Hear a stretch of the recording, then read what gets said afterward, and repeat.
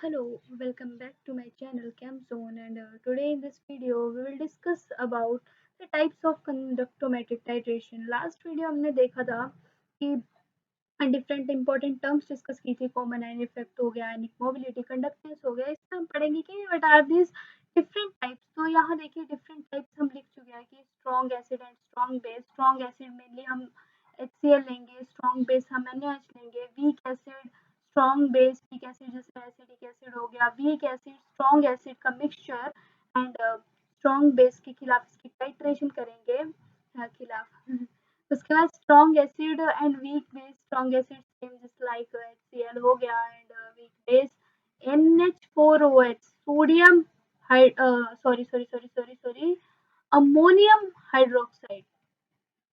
ठीक है, उसके बाद प्रेसिपिटेशन रिएक्शंस के बारे में स्टडी करेंगे। प्रेसिपिटेशन रिएक्शन जिसमें इनसॉल्युबल सब्सटेंस की फॉर्मेशन होती है by the virtue of the chemical reaction.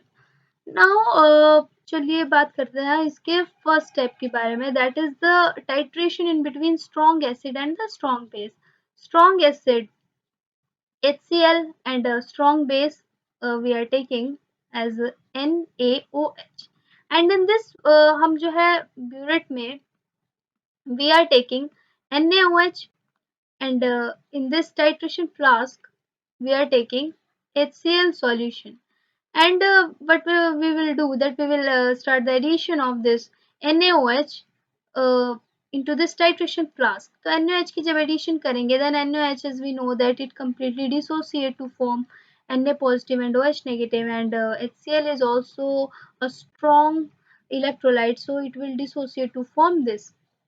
And then पहले तो क्या होगा कि हमने आयनिक मोबिलिटी के बारे में पढ़ा था कि जितना स्मॉल साइज होगा आयन का उतनी ज्यादा आयनिक मोबिलिटी होगी और उतनी ही ज्यादा आयनिक कंडक्टेंस होगी। तो जैसे हम यहाँ ऐड कर रहे हैं तो हाइड्रोजन पॉजिटिव आयंस की रिप्लेसमेंट क्या होगी, Na पॉजिटिव रिप्लेस कर देगा, रिप्लेसेस द हाइड्रोजन पॉजिटिव। तो इस वजह से कंडक्टेंस कम हो जाएगी और यहाँ पे जो है न्यूट्रलाइजेशन रिएक्शन हो जाएगी in between H positive and that were donated bye this strong acid and OH negative by this strong base to form the water। and जब पूरी की पूरी हमारी रिएक्शन हो जाएगी, that is neutralization reaction in between the acid and base हो जाएगी, then that point will be known as equivalence point. जैसे हमने लास्ट वीडियो में भी देखा था कि इसमें कोई इंडिकेटर ऐड करने की हमें जरूरत नहीं पड़ती, अपने आप बता देता है कि जब इसकी न्यूट्रलाइजेशन हो जाएगी वहीं पे पता चल जाता है हमको,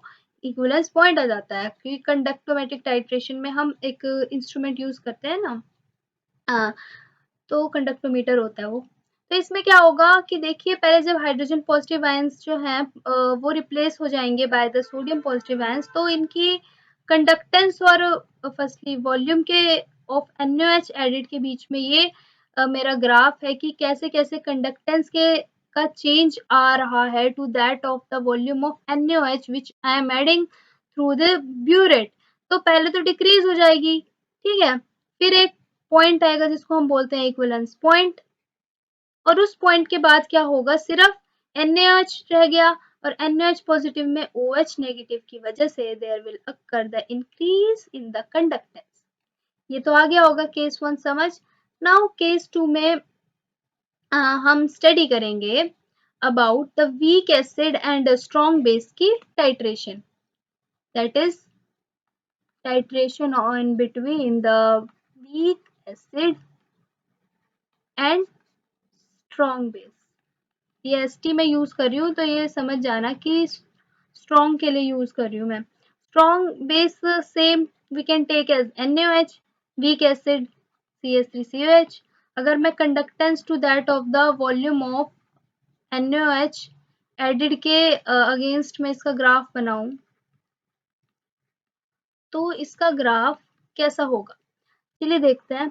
CH3COH, it is a weak electrolyte, thus it will dissociate incompletely to form these acetate ions and the hydrogen positive ions। ये strong electrolyte है, thus it will dissociate completely।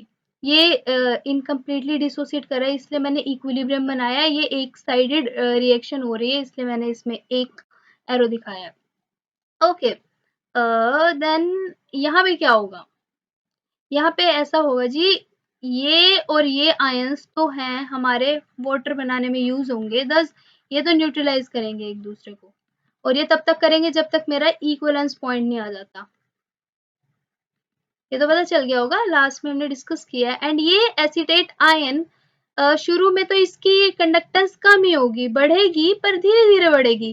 क्यों? क्योंकि अभी वो एसीटेट आयंस पूरी तरह से डिसोसिएट नहीं हो रहे, बट बाद में क्या होगा, ये एसीटेट आयंस पॉजिटिव नेगेटिव जो है कंबाइन करते हैं, दस ये acetate ion sodium positive ion के साथ कंबाइन करेंगे and they will form the sodium acetate which is a salt. And as we know that salt जो होता है it ionizes or dissociates completely, thus एकदम इसकी कंडक्टेंस में इंक्रीज आएगा, और तब तक आएगा जब तक इसका इक्विवेलेंस पॉइंट ना आया हो, और उसके बाद तो देखो वो NaOH ही रह जाएगा, क्योंकि इक्विवेलेंस पॉइंट में तो सारा का सारा एसिड न्यूट्रलाइज हो जाएगा बाय द स्पेस, और NaOH की वजह से इसमें एकदम इंक्रीज आएगा। ठीक है जी, इसका ग्राफ कुछ हमारा इस प्रकार से होगा, नोट कर लिया होगा। Then moving on to our third one, which is a mixture of strong acid plus a weak acid and strong base. ठीक है, मतलब इसमें तो ये कह रहा है कि ये वाला जो है हमारा वही नीचे टाइट्रेशन फ्लास्क में होगा, और ये बेस की तो एडिशन हम कहाँ से करेंगे, NaOH बेस ले रखा है हमने strong, it will be added from the burette से हम ऐड करेंगे और ये टाइट्रेशन फ्लास्क में लेंगे। तो इसमें स्ट्रॉन्ग में हम क्या लेंगे, HCl जो हमारा पूरा का पूरा डिसोसिएट कर जाएगा।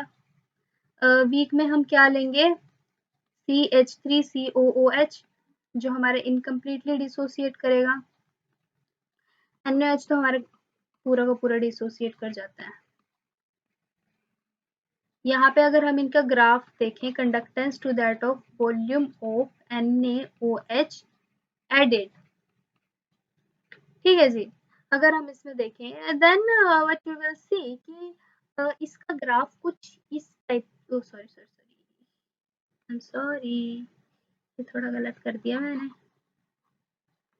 ओके, इसका ग्राफ कुछ इस टाइप से होगा, दैट यहाँ पे ऐसे, फिर let me see this again, हाँ थोड़ा गलत कर गई,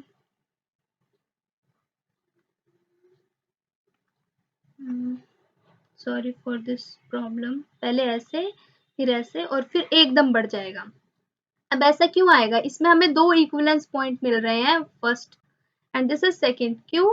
क्योंकि हमारे इसमें दो एसिड है, first is the strong and next is the weak acid. तो देखिए फर्स्ट टाइप का जो ग्राफ है, ये ग्राफ आया है हमारा इसकी वजह से, that is strong acid and strong base. हमने उसमें देखा था, अगर आपने पिछला थोड़ा रिवाइंड करिए कि पहले जो है सोडियम आयन जो है रिप्लेस कर देंगे हमारे हाइड्रोजन पॉजिटिव आयंस को, दस इस वजह से हमारा कंडक्टिविटी में डिक्रीज हो जाएगा, है ना। उसके बाद एक इक्विवेलेंट पॉइंट आ गया था, इक्विवेलेंस पॉइंट आ गया था। देन उसके बाद देखिए इसमें ऐसा क्यों हुआ कि पहले हम बोल रहे हैं कि HCl एंड फर्स्ट पे जो है हमारा HCl न्यूट्रलाइज होगा, क्योंकि पहले में HCl वाला ग्राफ दिख रहा है यहाँ पे, फिर हमारा CH3COH न्यूट्रलाइज होगा। ऐसा इसीलिए है, ये फर्स्ट पे होगा, ये सेकंड पे होगा। ऐसा इसीलिए होगा क्योंकि HCl एक स्ट्रॉन्ग एसिड है, बस इसकी डिसोसिएशन जो है प्रॉपर होती है, कंप्लीट होती है। बस इस वजह से इसकी फर्स्ट टाइम पे इसकी डिसोसिएशन होगी, और उसके बाद जो हमारा दूसरा वीक एसिड है उसकी डिसोसिएशन होगी, और पहला इसका, क्योंकि सोडियम पॉजिटिव का साइज बड़ा होता है, तो इसकी डिक्रीज हो गई। उसके बाद यहाँ पे साल्ट फॉर्मेशन हुई थी, अगर आपने थोड़ा रिवाइंड करो उस चीज को, CH3CON ने, तो इस वजह से इसकी बढ़ी, तो इसका इक्विवेलेंस पॉइंट यहाँ आया। और पूरी इन दोनों की क्यों बढ़ रही है, क्योंकि जब इन दोनों की न्यूट्रलाइजेशन हो गई तब सिर्फ हमारा NaOH है जो हमारा OH नेगेटिव आयंस देगा। तो इस वीडियो में इतना ही डिस्कस हो पाया, अब हमारे सिर्फ दो रह गए हैं, दो टाइप, वो हम नेक्स्ट वीडियो में डिस्कस करेंगे। तो इसमें देखने के लिए थैंक यू।